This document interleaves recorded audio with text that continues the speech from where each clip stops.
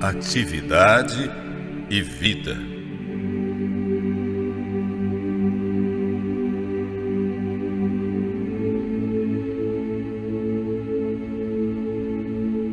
Deus é a fonte de vida, luz e alegria para todo o universo. Como raios de luz do sol, como correntes de água saltando da fonte viva, assim dele procedem bênçãos para todos os seres que ele criou. E onde quer que a vida de Deus se encontre no coração dos homens, ela redundará em amor e bênçãos para os outros.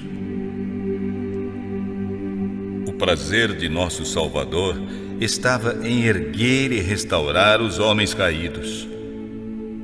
Para fazer isso, abriu mão da própria vida, suportou a cruz e a humilhação. Assim também, os anjos estão sempre empenhados em trabalhar pela felicidade dos outros. Esse é o seu prazer. Aquilo que corações egoístas considerariam como serviço humilhante, ajudar os desgraçados que em todos os sentidos são inferiores a eles no caráter e na posição, é a tarefa dos santos anjos. O espírito do amor altruísta de Cristo é o espírito existente no céu, é a própria essência de suas alegrias. É esse o espírito que seus seguidores deverão possuir para a obra que terão de fazer. Quando o amor de Cristo se encontra no coração, como um suave perfume, esse amor não pode ficar escondido. Sua santa influência será sentida por todos aqueles com quem entramos em contato. O Espírito de Cristo no coração é como fonte no deserto, que ali está para refrigerar a todos, despertando nas pessoas desfalecidas o desejo de beber da água da vida. O amor que dedicarmos a Jesus se manifestará no desejo de trabalhar como ele trabalhou, para a bênção e restauração da humanidade, resultando em amor, ternura e simpatia para com todas as criaturas do Pai Celeste.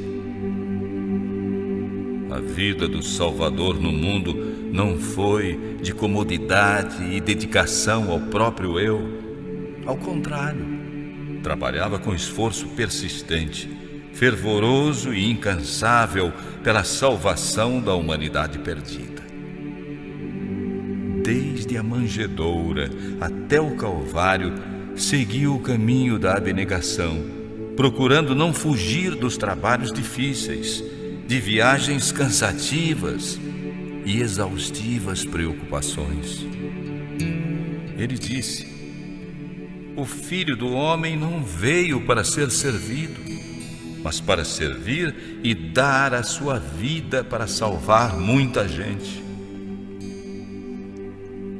Esse era o único e grande objetivo de sua vida. Tudo mais era secundário e menos importante. Sua comida e bebida consistia em fazer a vontade de Deus e completar sua obra.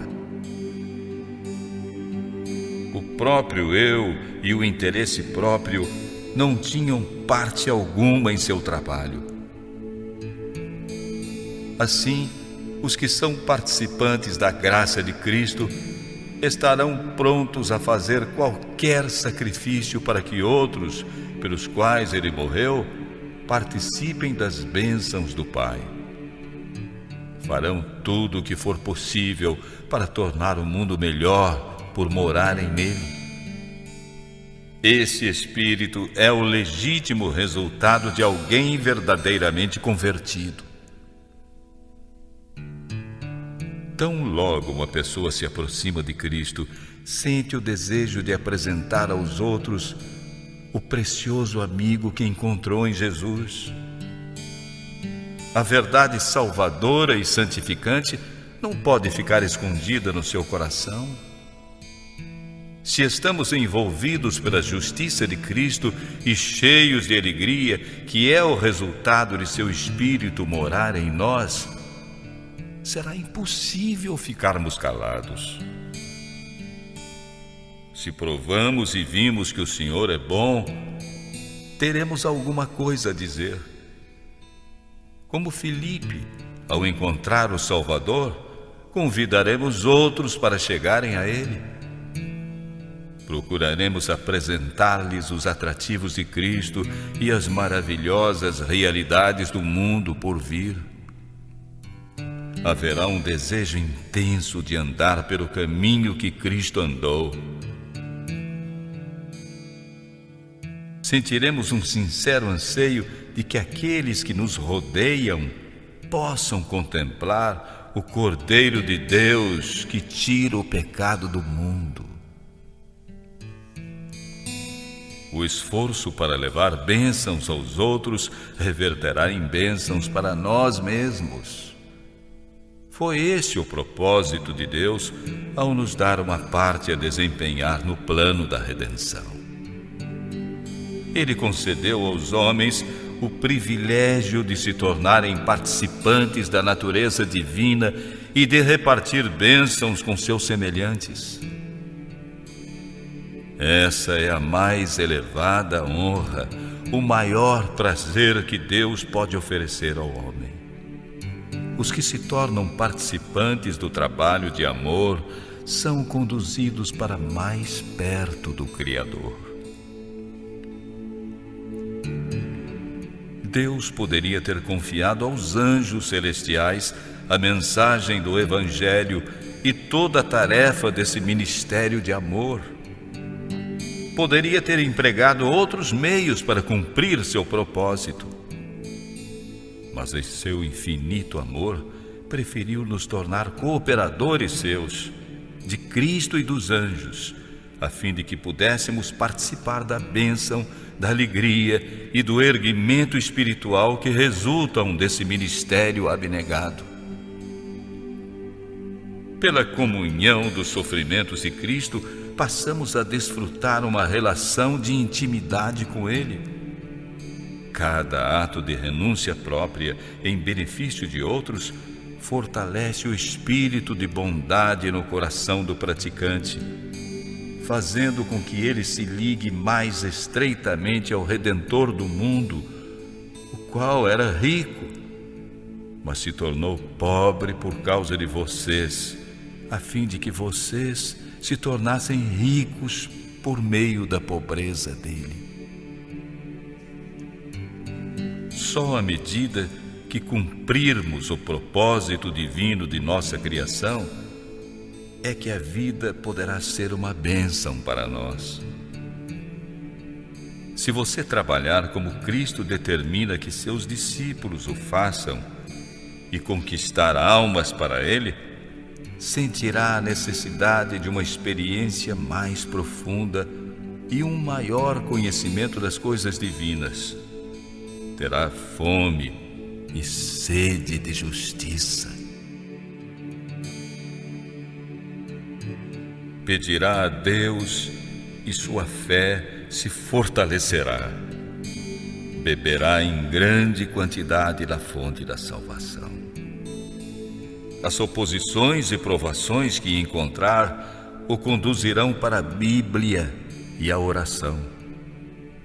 Você crescerá na graça e no conhecimento de Cristo e desenvolverá uma rica experiência. O espírito de amor altruísta pelos outros proporciona profundeza, estabilidade e beleza cristã ao caráter, trazendo paz e felicidade àquele que o possui. Os desejos tornam-se nobres. Não há lugar para preguiça ou egoísmo. Os que desse modo exercitarem as graças cristãs irão crescer e se tornar fortes para o trabalho de Deus. Terão claras percepções espirituais, fé constante e crescente e maior poder na oração. O Espírito de Deus, atuando no coração, despertará as sagradas harmonias da alma em resposta ao contato divino. Os que deste modo dedicarem esforços desinteressados para o bem de outros estarão certamente contribuindo para a sua própria salvação. O único modo de crescermos na graça é cumprir sem qualquer interesse próprio a tarefa que Cristo nos ordenou fazer e nos empenhar, na medida de nossa capacidade, em ajudar e abençoar os que necessitam do auxílio que podemos lhes dar. A força se desenvolve pelo exercício. A atividade é a própria condição de vida. Os que procuram manter a vida cristã, aceitando passivamente as bênçãos que lhes são oferecidas pelos meios da graça, nada fazendo por Cristo, estão simplesmente procurando comer para viver, sem trabalhar. No mundo espiritual, assim como no mundo natural, isso resulta sempre em degeneração e ruína. O homem que se recusa a exercitar seus membros, em breve perde a capacidade de usá-los. Assim, o cristão que não usa as faculdades que Deus lhe deu, não só deixa de crescer em Cristo, como também perde a força que já possuía. A Igreja de Cristo é o agente designado por Deus para a salvação dos homens. Sua missão é levar o Evangelho ao mundo. E essa obrigação é de todos os cristãos.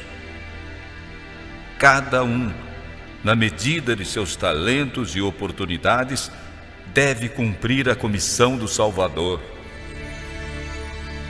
O amor de Cristo que nos foi revelado nos torna devedores a todos os que não o conhecem. Deus nos concedeu luz não para nosso proveito exclusivo, mas para que a derramássemos sobre o próximo. Se os seguidores de Cristo estivessem despertos ao chamado do dever, haveria onde hoje só existe milhares proclamando o Evangelho em países não cristãos. Todos os que não se envolvessem pessoalmente nessa obra iriam sustentá-la com seus recursos, sua simpatia e suas orações. E muito maior quantidade de trabalho efetivo seria feito nos países cristãos. Não precisamos ir às nações pagãs, nem mesmo deixar o convívio do lar, se é nele que está nosso primeiro dever, a fim de trabalharmos para Cristo.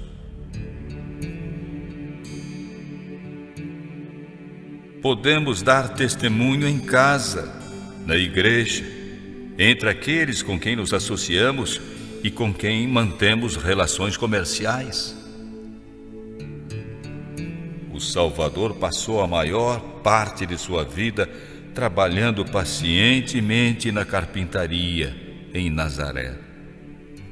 Anjos ministradores lhe davam assistência quando o Senhor da vida caminhava ao lado dos camponeses e trabalhadores, sem ser reconhecido nem honrado. Cumpria tão fielmente sua missão quando trabalhava em seu humilde ofício, como quando curava os doentes ou andava sobre as ondas tempestuosas do mar da Galileia. Assim podemos, nos mais humildes deveres e ocupações da vida, andar e trabalhar com Jesus. Diz o apóstolo: irmãos, cada um deve continuar diante de Deus assim como era quando Deus o chamou. o comerciante pode dirigir seus negócios de modo a glorificar seu Senhor por sua fidelidade. Se é fiel seguidor de Cristo, levará sua religião para tudo que faz, revelando aos homens o espírito do Mestre. O operário pode ser trabalhador e fiel representante daquele que fazia trabalhos humildes entre as montanhas da Galileia. Todo aquele que leva o nome de Cristo deve trabalhar de tal modo que os outros, vendo suas boas obras, sejam levados a glorificar seu Criador e Redentor. Muitos têm se recusado a colocar seus dons para o serviço de Cristo, alegando haver outros que possuem dons e vantagens superiores. Tem prevalecido a opinião de que Deus só pede aos possuidores de talentos especiais que consagrem suas habilidades ao seu serviço. Muitos têm a ideia de que os talentos apenas são dados a uma classe privilegiada, deixando as outras de lado, as quais, naturalmente, não são convidadas a participar nem dos trabalhos, nem das recompensas. Não é isso, porém, o que se acha representado na parábola. Quando o dono da casa chamou seus servos, deu a cada um sua tarefa. Cheios de um espírito amoroso, poderemos cumprir como ao Senhor, mesmo os mais humildes deveres da vida. Se o amor de Deus está no coração, será expresso na vida.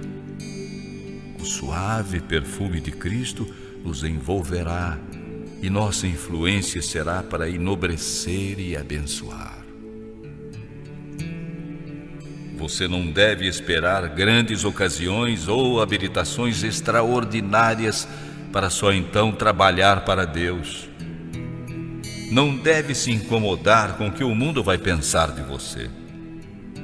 Se sua vida diária é testemunha da pureza e sinceridade de sua fé, e se os outros estão convencidos de que você deseja ajudá-los, seus esforços não se perderão totalmente. Os mais humildes e mais pobres dentre os discípulos de Jesus podem ser uma bênção aos outros. Talvez não tenham consciência de estar produzindo algum bem especial, mas por sua influência inconsciente poderão dar origem a ondas de bênçãos que irão se alargando e aprofundando, mesmo que nunca venham a saber dos benditos resultados, a não ser no dia da recompensa final.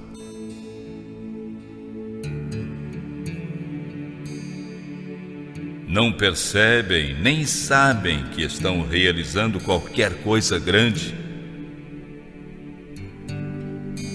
Não se pede deles que se preocupem acerca do sucesso. O que têm que fazer é simplesmente prosseguir tranquilos, realizando fielmente a obra que a providência de Deus lhes determina, e sua vida não será em vão. Seu próprio ser irá se desenvolver cada vez mais à semelhança de Cristo. Tornam-se mensageiros de Deus nesta vida e, desse modo, estão se habilitando para a obra mais elevada e a felicidade verdadeira da vida futura.